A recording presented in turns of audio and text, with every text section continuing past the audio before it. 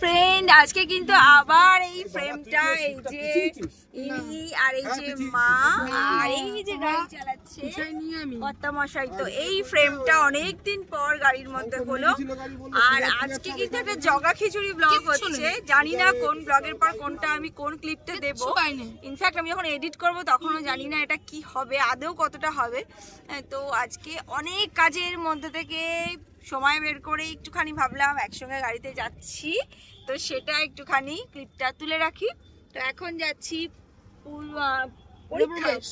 পরীক্ষার পর যা হচ্ছে মামা বাড়িতে। আর এই যে দিদুনের সঙ্গে যে স্পেশাল জিনিসটা রয়েছে সেটাকে একটু দেখাই। যে জিনিসটা আমি এখনো রিভিল করিনি, মানে 15 দিন ধরে দিদুন এটার সঙ্গী রয়েছে, তো সেই জিনিসটার মায়া আর কি ছাড়তে পারছে না। তো যেটা ভেবেছিলাম শেয়ার করব না, সব ভালো জিনিসটাই তোমাদের সাথে শেয়ার করি, খারাপ জিনিস কখনো শেয়ার করা হয় না, ওই জন্য এটা শেয়ার করি। তো ভাবলাম একটুখানি একটা ক্লিপ রেখে দিই।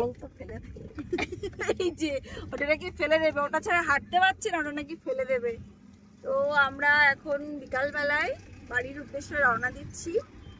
আজকে অনেকগুলো কাজ, মায়ের ডাক্তার দেখানো ছিল, সেখান থেকে এখন যাব একটা নিমন্ত্রণ বাড়িতে, জাস্ট একটুখানি মানে দেখা করার দরকার, সেই জন্য যাচ্ছি সেখানে। সেখান থেকে তারপর যাব বাড়িতে।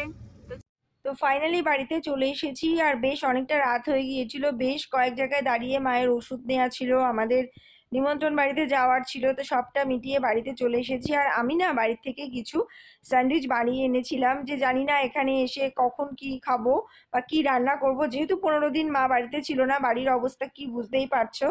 তো দারুণ কাজ দিয়েছে এই স্যান্ডউইচটা নিয়ে এসে। আর আমি কিছু রান্নাও করে নিয়ে এসেছিলাম, তো এসে ভেবেছিলাম গরম গরম ভাতটা বানাবো, কিন্তু স্যান্ডউইচটা এত ভালো হয়েছিল, পনিরের স্যান্ডউইচ, যেটা তোমাদের সাথে আমি পরবর্তীতে অবশ্যই শেয়ার করব রেসিপিটা। তো জাস্ট বাড়িতে এসে গরম গরম এটাকে একটুখানি সেঁকে নিলাম, আর সুন্দর খেলাম চা দিয়ে, মনে হচ্ছিল যেন পুরোটাই খেয়ে নিই। বাড়িতে যখন আমি আসছিলাম ও বাড়ি থেকে, তো ফ্রিজটা খালি করার ব্যাপার ছিল, ফ্রিজে কিছু থাকলে নষ্ট হয়ে যাবে, সেই জন্য পনির ছিল, তো ভাবলাম পনির দিয়েই স্যান্ডউইচটা বানিয়ে নিই। তো এত ভালো রেজাল্ট হবে আমি না ভাবিইনি। তো সবার ভীষণ ভালো লেগেছে, মানে মা আমি ছেলে তিনজনই দারুণ মজা করে খেয়েছি।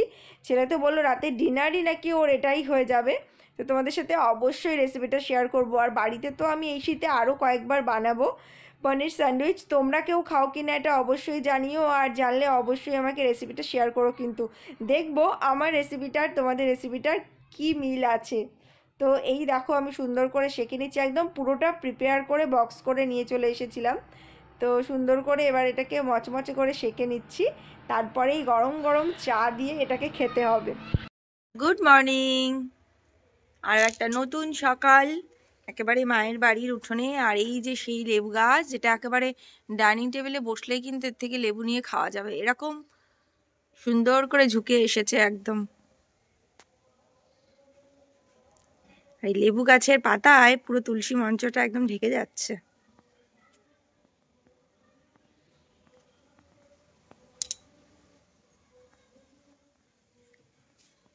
শীতের হাওয়ায় চারিদিকে একেবারে পাতাগুলো গান করছে।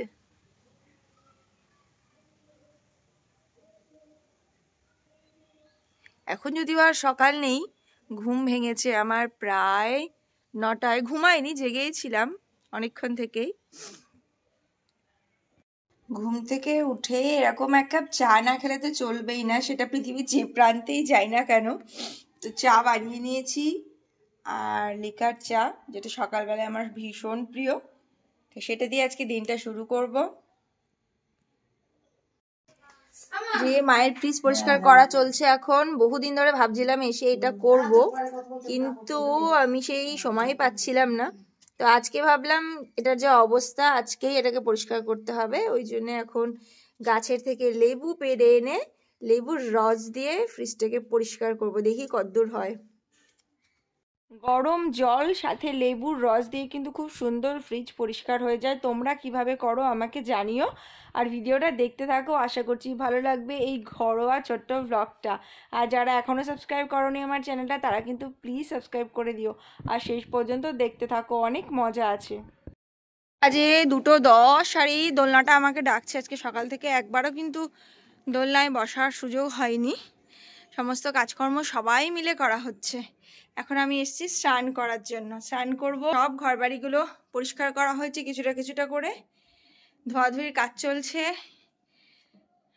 সবাই মিলে করা হচ্ছে। মাসি এসেছে, মাসির ছেলে আর আমার ছেলে দুজনে মিলে খেলা করছে। আর এই যে আমার তো দোলনাটা ডাকছে, কখন আমি দোলনায় গিয়ে বসবো। তখন তড়িঘড়ি করে স্নান করতে হবে, তারপর খাওয়া দাওয়ার পালা দুপুরবেলায়।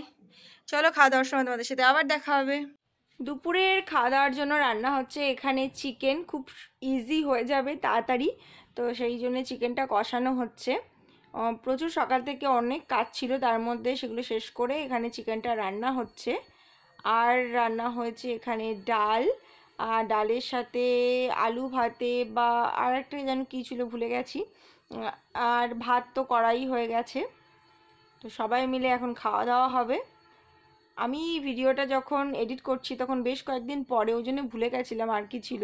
আর ছেলে তো গল্পের বই নিয়ে এসেছে, গল্পের বই পড়ছে। আর এই যে এখানে ওদের দুজনকে আগে খেতে দেওয়া হয়েছে, মাসির ছেলেকে আর আমার ছেলেকে।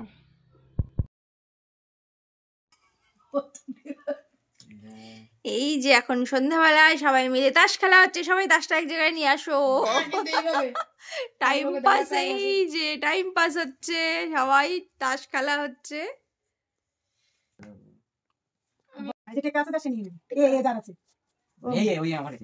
ভালো করে ইয়ে কর, রয়েছে তোর কাছে মধ্যে কি একটা না, এটা আমার কাছে নেই। তোর কাছে কি এইটা আছে, এই সিম্বল আছে? তাহলে অন্য কিছু ছোট দে, তাহলে অন্য কিছু ছোট দে। নতুন দিন, আর এখন আর মর্নিং নেই, প্রায় 11টা বেজে গেছে। তো এখন একটু যাচ্ছি মায়ের সাথে মায়ের স্কুলে। মা হাঁটতে পারছে ঠিকঠাক, কিন্তু ঠিকঠাক নয়, একটুখানি ডিস্টার্ব হচ্ছে অবশ্যই হাঁটতে, কিন্তু স্কুল যেহেতু অ্যাটেন্ড করতে হবে তার জন্য একটু সাপোর্টের প্রয়োজন। তার জন্য আজকে আমি যাচ্ছি সঙ্গে, আমি যাচ্ছি, ছেলে যাচ্ছে, মাসির ছেলে যাচ্ছে, মাকে একটু দিয়ে আসি। তো চলো।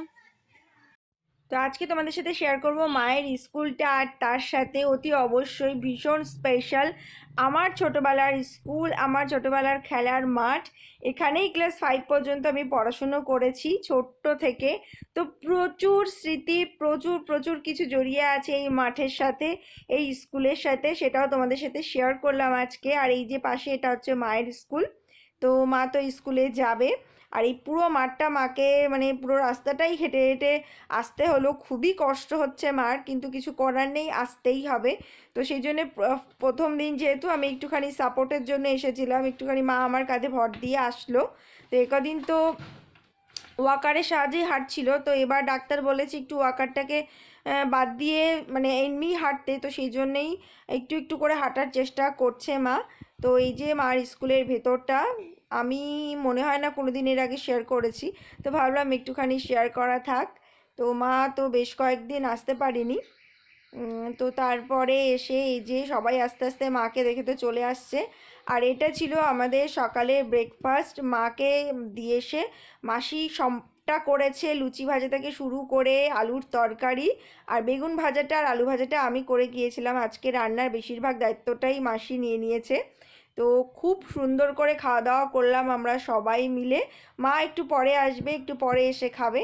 আর একদিন যেহেতু ছুটি চলছে, আমি সব ভিডিওতেই প্রায় বলছি খাবারের টাইমের কোনো ঠিক নেই, সকালবেলায় দেরি করে ঘুম থেকে উঠছি, তারপর দেরি করে খাওয়া দাওয়া হচ্ছে, ফিল হচ্ছে, কারণ এখন আমরা ডাল রান্না করব। আর এই ডাল রান্নার জন্য তেজপাতা লাগবে, মাসি এখন তেজপাতার অর্ডার করলো, তো এখন তেজপাতা গাছের থেকেই নিয়ে আজকে টাটকা রান্না হবে। দারুণ ব্যাপার স্যাপার, দুটোতেই আশা করি হয়ে যাবে।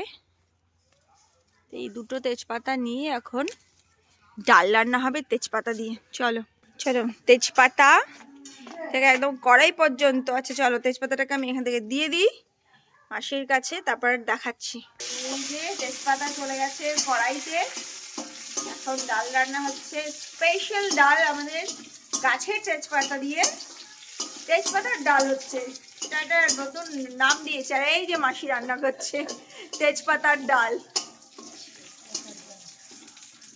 আর সকাল না দুপুর 1টার সময় ব্রেকফাস্ট সেরে এই দুজন বসে আছে, টিভি দেখছে, এখন কার্টুন চলছে, এই যে কার্টুন চলছে ভীম। কিছু অপশান এখানে নেই, তার জন্য এখন কার্টুন দেখছে এরা।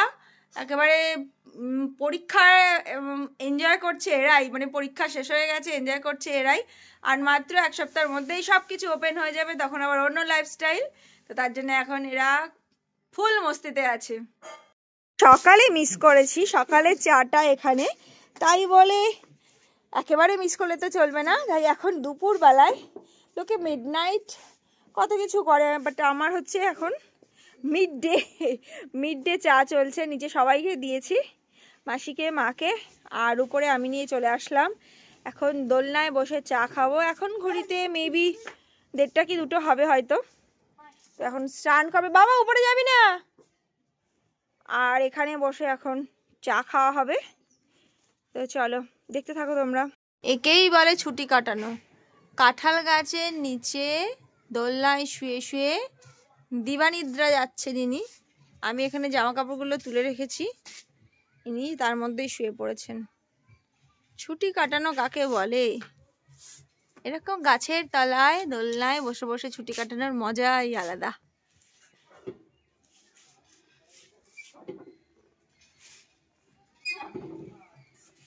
আজকে আবারও একটা নতুন দিন, আর সকালবেলায় এটা হচ্ছে আজকে আমার বাড়ি ফেরার দিন ছিল। তো ভাবলাম সকালবেলায় আরও একবার এই সুন্দর পরিবেশটাকে আমার ছবিতে বন্দি করে রাখি, ভিডিওতে রেখে দিই।